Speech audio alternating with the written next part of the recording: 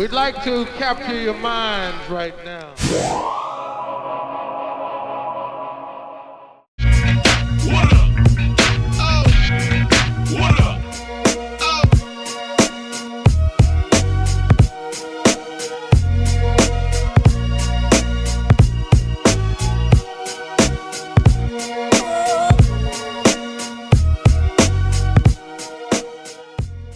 Oh. So the biggest thing is that coming out this May, it's on Xbox 360 and PS3. You know that. It's the 5th game in the franchise, so that's awesome. But anyways, so what a lot of people have heard and talked about is that the game's coming out at $40, basically $39.99. That's really cool, but a lot of people and a lot of our fans talk about whether, do you get just a little bit of a game, you have to spend all this money on DLC, but that's not the case. It's actually a lot of stuff packed in there, tracks, gear, vehicles, all that kind of stuff.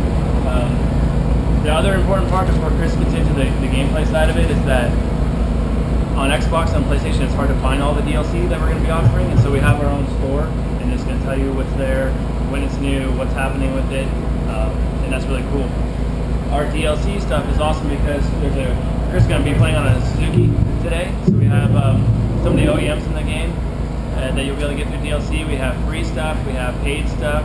If you haven't heard, James Stewart's compound is going to be on day 0 if you buy the game new. That's pretty cool, right at his house. It looks really awesome. We've gone through and made everything way smoother. Some people talked about last game like how twitchy stuff was and like how sensitive it was.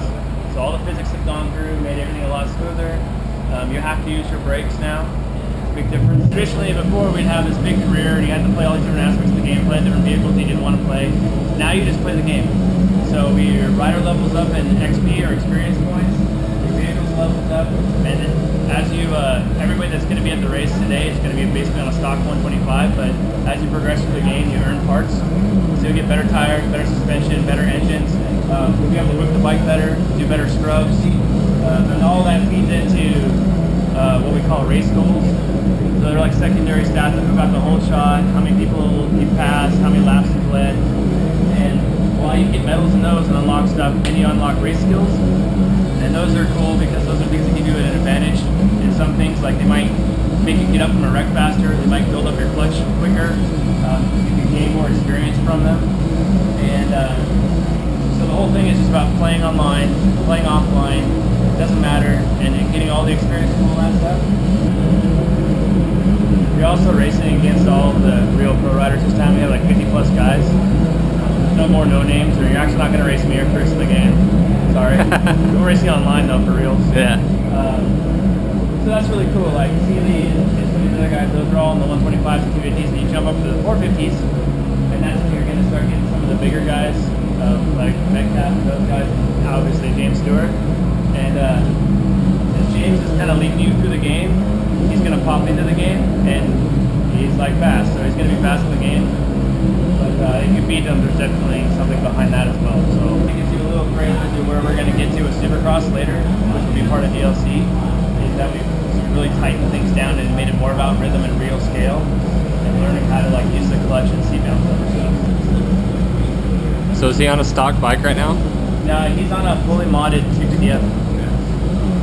So he's got the good tires, good suspension, the good exhaust. There's a chassis part that you get that lets you scrub harder and do better whips and stuff. Right. So race is over.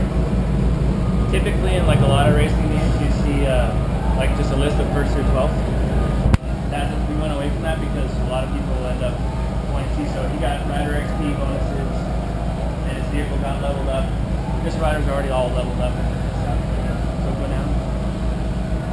So like here's Chris got some stats for his, but then you can see who got the most wrecks, who won the lost the most bar bangs. There's a lot of different stuff that other categories that people can own and do. So yeah. That's really cool. So our free rides are a little bit different this time. There's some things on the HUD that tell you about how far you've jumped, how long you've been in the air, your best trick combo. There's also a freestyle jam that you can start. So basically, the whole time you're just playing, and those are live the whole time except for the freestyle jam. And you'll earn medals from like hitting certain levels of those. But the cool part is if your box is connected, your friends' scores will start popping in if they're better than yours, so you'll start competing against your friends. So it's just kind of infinite. Like, you know, say somebody just, you know, beat your longest jump by like 50 feet. Well, then you can go to the pause menu in the map and then jump to that location and see where they did it.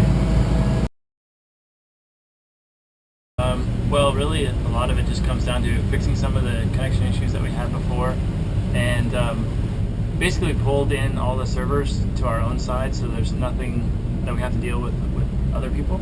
And so a lot of things are just handled better because we're doing it on our end.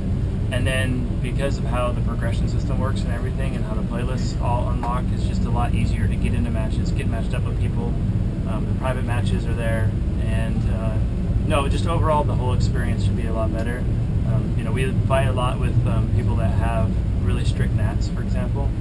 So we looked at some things to try to help that out, and at least tell people when that's happening and how to kind of get around it, because it's just kind of the way that the networking does work. On what it is, right? You know, if it's something that's in the core, you know, a lot of times, you know, we test these things to death. And some people don't believe that, but we spend a lot of money and really try to test these things, but you don't really know until you get in the real world.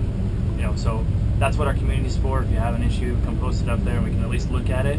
But at least on our server end, there might be some stuff that we can tweak, or if a playlist is causing a problem, we can change that. We do have some other stuff in there that's pretty cool that we can hook into the game, just to kind of tweak some stuff a little bit if we're seeing something's happening one way and it's not ideal. But it just kind of depends on what it is. So the best thing is just getting on the boards. I wouldn't say should. Hopefully, it's a lot better. It's shouldn't be any of the issues really that we had before. You know, everything's running smoother, and it's one of the things that got a hard look at, a lot of time spent on to make sure that the online play was really solid. No, and you know, there's been a lot of questions about Supercross, and you know, what is it, where is it, you know, when do I get to play it? And really the thing boils down to is, like, you know, we're delivering a really awesome game coming out at $40. There's a lot of stuff packed into it. I mean, you're getting more national tracks than we had last game, and we're trying to make this really authentic, real experience that's better than anything we've done before. And Supercross, like, is over the top with that kind of stuff. I mean, things have to be like perfect. So it's just something that we're taking the time, making sure that we get it exactly how we want to. So you'll see Supercross start to roll in with some DLC. But for those that haven't heard, the Stewart compound is something that we did, and you'll get right away if you buy the game. And with that, that means that his Supercross tracks are in there, so something definitely you're going to want to pick up and practice and see what all of our Supercross is all about. So there'll be some stuff 0 day, and that's free. Then you get some tracks later and stuff that you can race on, and we'll just go from there. So it really just comes down to just making Supercross awesome. And so it's just, and if we were to go through and do Supercross right away, nobody would be getting into the game in May, right? So we wanted to make sure that we got the game out, the game was solid, and then now everybody can build and expand the game the way that they want to, and that's just part of it. That's something we get asked all the time, and there's a patent on ghost racing. Yes, some games slip it in, some pay for it, some figure out how to do it. It's just one of those things where you know, our focus is on a lot of other different things and trying to get the game, and we all would like to have that as well too, but for this game, we wanted to shore up some other parts of the game and introduce a lot of the new progression stuff. So it's funny, that comes up a lot, even all the way back to like MX Unleashed, or I mean, there's some killer tracks that kids have made for even Motocross Madness and stuff. But you know, every time we get to it, it kind of changes, because especially for this, like, we went through all of our vehicles, made them a certain way, like the 125s, like 125s, the bar banging and stuff, and we've rescaled everything down. So now that we're more like at a real world scale with our tracks and how they play, it's pretty hard to go back and say, let's bring this track forward. There's a thought that would be good to think about. It's one of those things, you remember things sometimes better than they are. You go back and play them, and they're a little bit different. But no, we're just moving forward. All that, you know, as many posts on stuff that people talk about wanting a track editor, it's on our sheet every single time. And it's just, it's one of those things where, you know, it's not that we want to not do it because of, you know, whatever reason that somebody thinks of. You know, at some point that would be really cool to do. It just comes down to time and trying to get everything in that we want to be in the game. And also on the consoles, it's a little bit different, because we can't do it like we used to do it, where it's on the PC side and you can just make the track and then there it is and then upload it and stuff. It's a lot trickier, so it just takes a lot more work, and it's something that's on our list all the time and we look at it, and I would hope one day that we'll get there. It's not that it's not visible, but it's just like anything else. Like, those are all, it's funny because a lot of the items that people ask for, we talk about and think about and look at, and it, like I said before, it just comes down to this balance of what makes sense to put in the game right now. And now that we've tried this new business model where we're getting the game out earlier and trying to build onto it, it's gonna in the future give us more freedom to try to go after more of that stuff. So because we did Reflex last game, we built upon that and it made it so that we can make everything look way better. We can get the physics, better, all that stuff. So no, all that kind of stuff's on the list. It's just one step at a time. Request. 50s. No comment. I'll split it into two. Okay. There's two main components that really you can look at. Visually, like everything is way above what Reflex is. From the dirt to the lighting to the the draw-in distance. I mean, everything looks like epic. It's awesome. On the other side, yeah, all the physics and the bar banging and all that stuff. Like if people remember in Reflex, there's a couple things. One, if you're on the PS3, for example, it's really touchy when you're in the air. That's been fixed. If you were slamming the sticks back and forth and sliding out and spinning around, like that's not there anymore. So everything just basically boils down to being a lot smoother.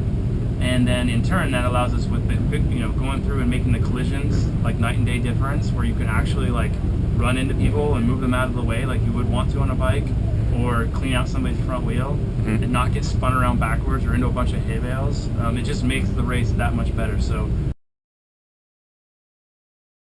Yeah, we got rid of the lobby, sorry. No, it's seriously like, the UI world that we used to have was awesome. It's just kind of a cool place. We actually found a lot of people just monkeying around in there, but in order to go to the next level for this game with what we need to do, we need that memory back.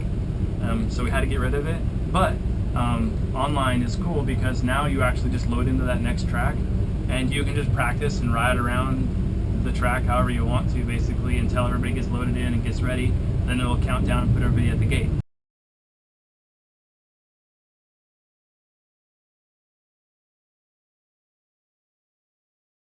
For daily motocross pro and am coverage, be sure to log on to vurbmoto.com, and if you like us, prove it.